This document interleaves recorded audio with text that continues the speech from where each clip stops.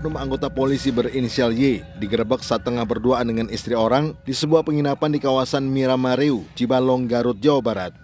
Belakangan diketahui perempuan itu merupakan oknum guru.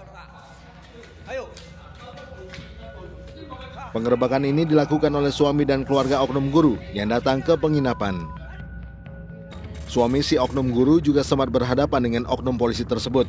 Perdebatan dan cekcok juga sempat terjadi. Suami oknum guru kemudian melaporkan peristiwa ini ke Polres Garut. Oknum polisi berinisial Y itu masih menjalani pemeriksaan di Propam Polres Garut. Memang yang bersangkutan saat itu tidak langsung kita tangkap karena cepat melarikan diri. Namun di hari kedua kita berhasil melakukan penangkapan. Untuk pidana yang bersangkutan khususnya dari suami ya, itu sudah melaporkan laporan polisi ke Polres untuk dilakukan proses pidana. Oknum polisi itu terancam pemecatan tidak dengan hormat dan hukuman pidana. Polres Garut menegaskan tidak segan menindak oknum polisi yang melakukan tindak pidana dan melanggar kode etik. Dari Garut, Jawa Barat, Idrus Andriawan untuk CSI, RTV. Dipengaruhi halusinasi usai mengonsumsi sabu, seorang pria menyandra bocah perempuan di pos polisi kawasan Pejaten, Jakarta Selatan. Sementara di Lampung Selatan Lampung, petugas berhasil menggagalkan penyelundupan narkoba yang disembunyikan di dalam korset. Sahabat, inilah catatan seputar investigasi. Bersama saya, Pramadika Samudra.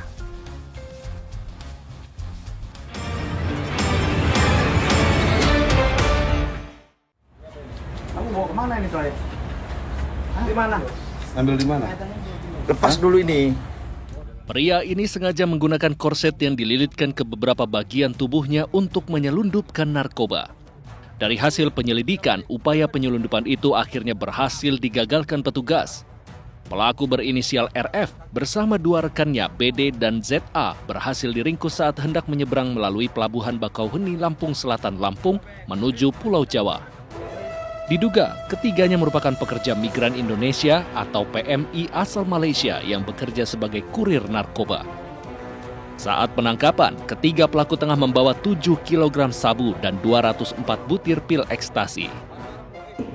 Melakukan pemeriksaan terhadap penumpang bus ALS yang akan berangkat ke daerah Jawa Timur.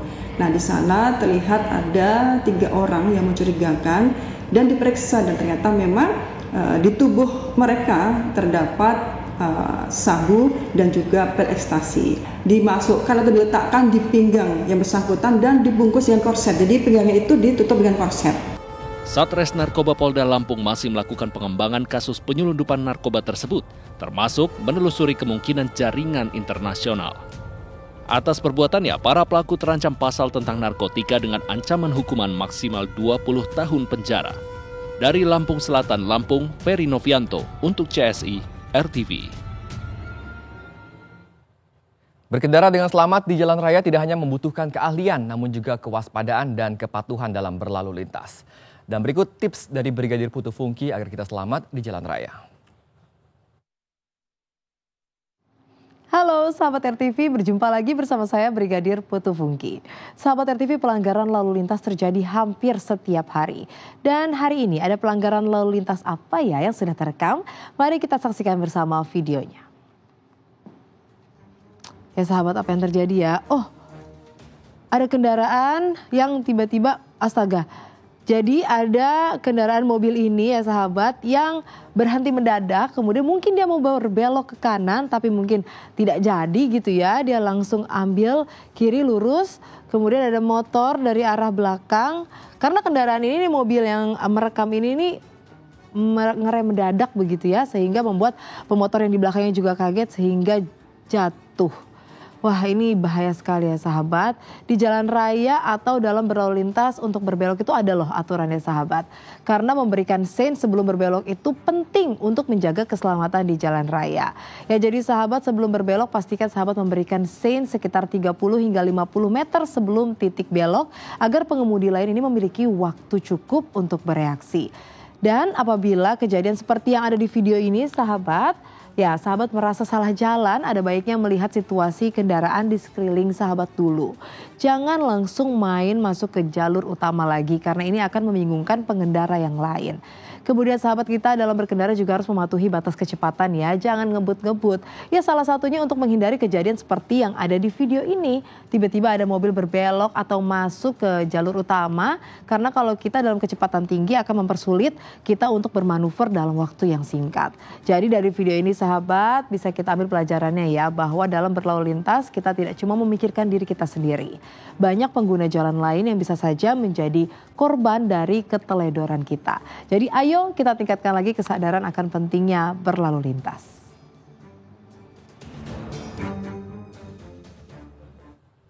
Oknum ASN di Kecamatan Rapocini, Makassar, Sulawesi Selatan viral usai menikam seorang juru parkir.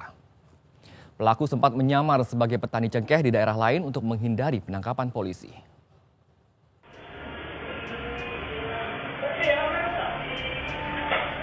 Aksi penikaman yang dilakukan seorang oknum ASN di Jalan Pendidikan, Kecamatan Rapocini, Makassar, Sulawesi Selatan terekam kamera CCTV. Ia terlibat cekcok dengan seorang juru parkir hingga nekat menikamnya dengan pisau di bagian perut. Polisi pun mengejar oknum ASN 39 tahun itu hingga ke perkebunan cengkeh di Kabupaten Nrekang.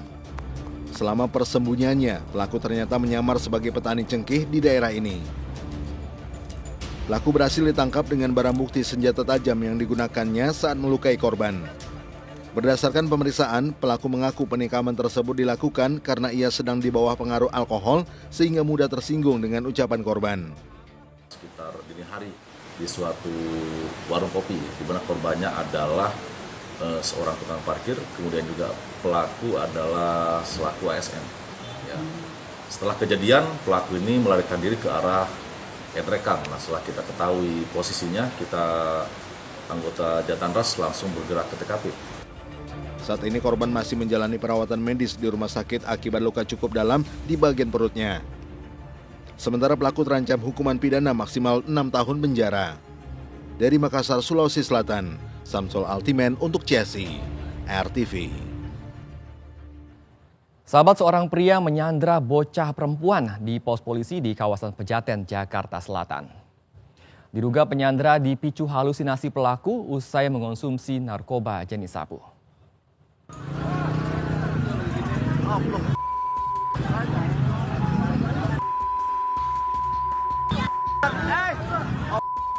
Beginilah aksi penyanderaan seorang bocah perempuan oleh pria parubaya berinisial IJ di sebuah pos polisi di kawasan Pejaten, Jakarta Selatan. Pelaku dan korban sebelumnya sempat berkeliling menggunakan sepeda motor. Setibanya di lokasi kejadian, pelaku langsung membawa bocah tersebut menuju sebuah pos polisi sambil membawa sebilah pisau. Dalam penyanderaan itu terjadi negosiasi antara polisi dan pelaku selama 15 menit. Setelah bernegosiasi, polisi dibantu anggota TNI akhirnya dapat mengamankan pelaku. Saat ditangkap, pelaku nyaris menjadi bulan-bulanan warga. Dari tangan pelaku, polisi berhasil mengamankan sebuah pisau yang digunakan dalam penyanderaan untuk mengancam korban dan petugas. Usai menjalani perawatan akibat luka gores, korban kemudian dibawa ke Polres Metro Jakarta Selatan. Diduga penyanderaan dipicu halusinasi yang dialami pelaku lantaran dari pemeriksaan urin, pelaku dinyatakan positif mengonsumsi narkoba jenis sabu. Motifnya sebetulnya dia hanya menjadikan anak ini sebagai tameng ya, karena dia memakai sabu. Sudah diperiksa, dia sudah positif pakai sabu. Maksudnya tameng itu gimana, Bu? Iya, jadi dia takut. Ya, jadi halusinasinya dia dikejar orang. Oh. Jadi dia berhalusinasi bahwa dia itu dikejar orang. Tapi kalau dia lihat orang lihat ada anak kecil, dia tidak jadi dikejar orang. Itu halusinasinya dia. Hingga kini polisi masih melakukan pendalaman terkait adanya motif lain di balik penyanderaan tersebut. Dari Jakarta, Ajiat Moko untuk CSI, RTV. Gregorius Ronald Tanur batal menghirup udara bebas dan dinyatakan bersalah atas kasus kematian kekasihnya Dini Sera Afrianti. 3 hakim yang memvonis bebas bahkan menjadi pesakitan lantaran diduga telah menerima suap. Sahabat, inilah liputan mendalam CSI, Ronald Tanur dan ironi mafia peradilan.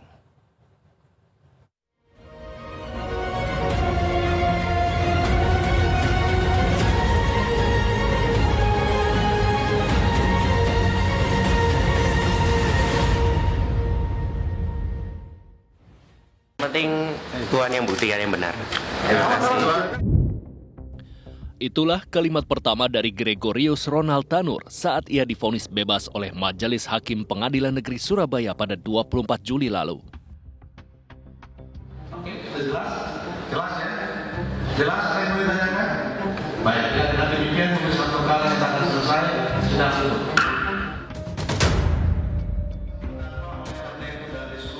Kala itu majelis hakim yang diketuai oleh Hakim Erin Tuah Damanik serta beranggotakan Hakim Mangapul dan Heri Hanindyo membebaskan Ronald Tanur dari tuntutan penjara.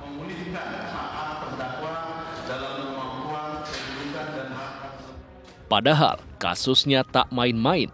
Anak dari mantan anggota DPR Edward Tanur ini kala itu didakwa pasal 351 tentang penganiayaan yang menyebabkan kekasihnya sendiri meninggal dunia. Namun, keadaan berbanding terbalik tepat 2 bulan kemudian. Perlu tidak kami panggil bank sini, kami dapatkan uang mungkin ada miliaran sama tuh. Penyidik Dipitsus Kejaksaan Agung menemukan uang dalam jumlah besar di sebuah apartemen pribadi yang berada di kawasan Menteng, Jakarta Pusat. Miliar ada kali ya? Karena ini mungkin 100 kalau banyak nih Pak. Sama tuh. Satu persatu sudut ruangan diperiksa. Dan sebanyak itu pula petugas kembali menemukan uang yang tersimpan dengan rapih dalam berbagai pecahan. Oke. Baru lagi penukarannya. Baru ya? Secara total, petugas telah menemukan uang bernilai miliaran rupiah dari 6 tempat yang berlokasi di Surabaya, Semarang, dan Jakarta. 3 lokasi yang berada di Surabaya merupakan rumah dari masing-masing hakim. Sedangkan kantor pengacara dan apartemen pribadi yang digeledah adalah milik Lisa Rahmat selaku kuasa hukum dari Ronald Tanur.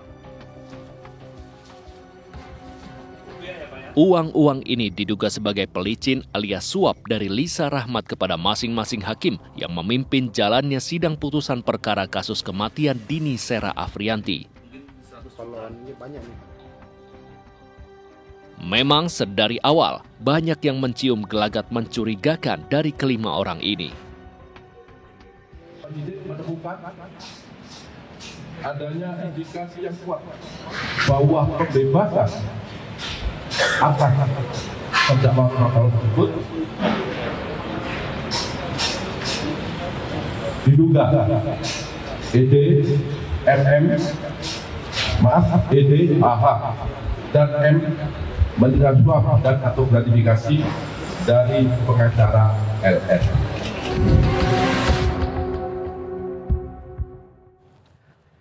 Putusan Majelis Hakim Pengadilan Negeri Surabaya yang membebaskan Ronald Tanur dari semua dakwaan memang janggal sedari awal. 3 anggota Majelis Hakim ternyata sudah lama diincar.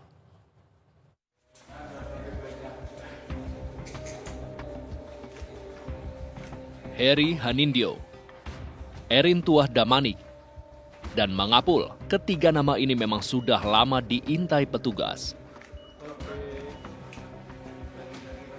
Vonis bebas atas Gregorius Ronald Tanur pada 24 Juli lalu memantik reaksi negatif dari publik.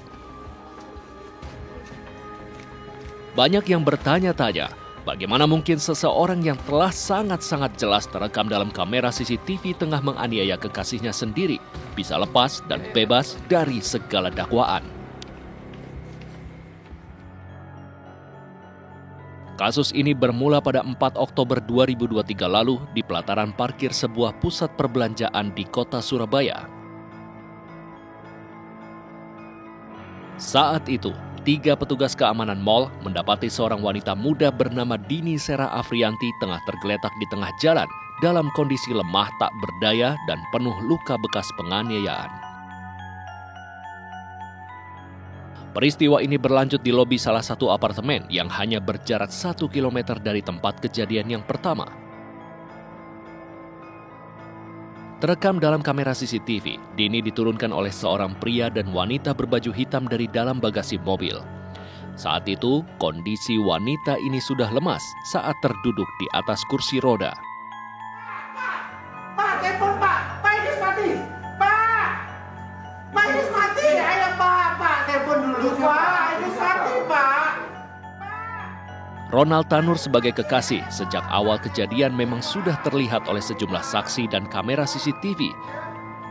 Saat itu, ia berteriak histeris.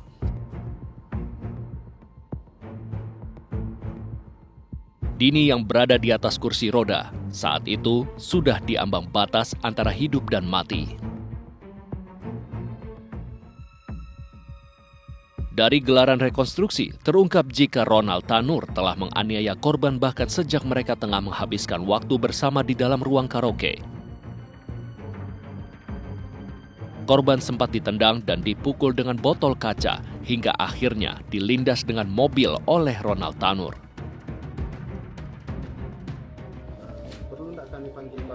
Uang-uang inilah yang ternyata menggelapkan mata majelis hakim yang akhirnya memberikan vonis bebas pada Ronald Tanur, meski bukti-bukti yang ada sangatlah kuat. Miris, tentu uang-uang ini tak sebanding dengan hilangnya sebuah nyawa. Ya itu karena ada relasi. Ya, sejak awal juga sudah teriak-teriak di awal kan, ini perkara yang sangat mencurigakan ya. Mencurigakan karena apa? Satu, kita dilihat ya, kenapa saya bilang ada relasi, baik relasi ke atas, relasi ke samping, relasi diagonal. Hakim ini bisa dilihat clue-nya. 3 hakim ini menempati kelas 1 lebih dari 1 kali. Itu masih pertanyaan, ada apa? Kedua, ini perkaranya jelas, kalau saya bukan penganiayaan, pembunuhan. Ya, menyangkut orang tertentu. Kalau perkara penganiayaan atau pembunuhan menyebabkan orang meninggal, itu risikonya besar kalau membebaskan. Nah, karena orangnya ini pernah di kelas 1, hakim yang memutus, kemudian hukumannya begitu, pasti ada sesuatu.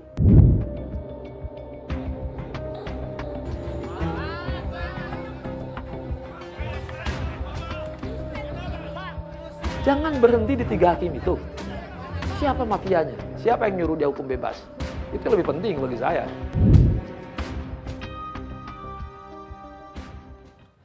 Polisi akhirnya berhasil menangkap pelaku pembunuhan wanita yang jasadnya ditemukan dalam tas laundry di pinggir Jalan Jamin Ginting, Kabupaten Karo, Sumatera Utara. Diduga pelaku nekat membunuh korban akibat kelainan seksual yang berujung tindak kekerasan.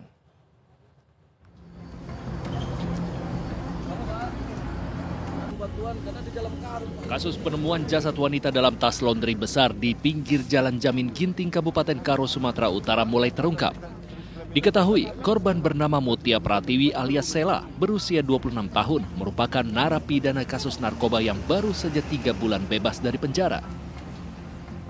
Berdasarkan hasil penyidikan, kepolisian akhirnya berhasil menangkap pelaku yang tak lain adalah teman pria korban bernama Joe Frisco Johan.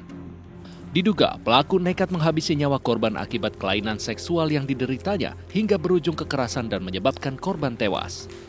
Dalam kasus tersebut, petugas turut mengamankan 2 oknum polisi lantaran diduga menyembunyikan aksi pelaku yang dilakukan di kediamannya. Kemudian ada 2 oknum, ini kita amankan dengan pengenaan pasal 221 dan saat ini kita amankan paralel dengan pelanggaran kode etik.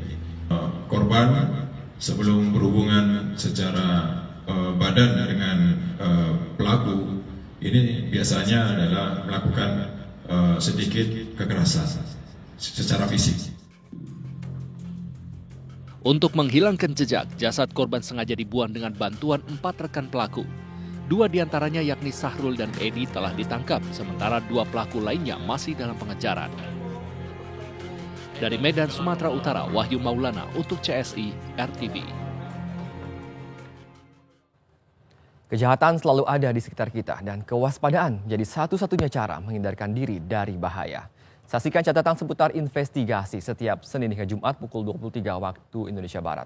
Saya Pramadika Samudra. Terima kasih. Sampai jumpa.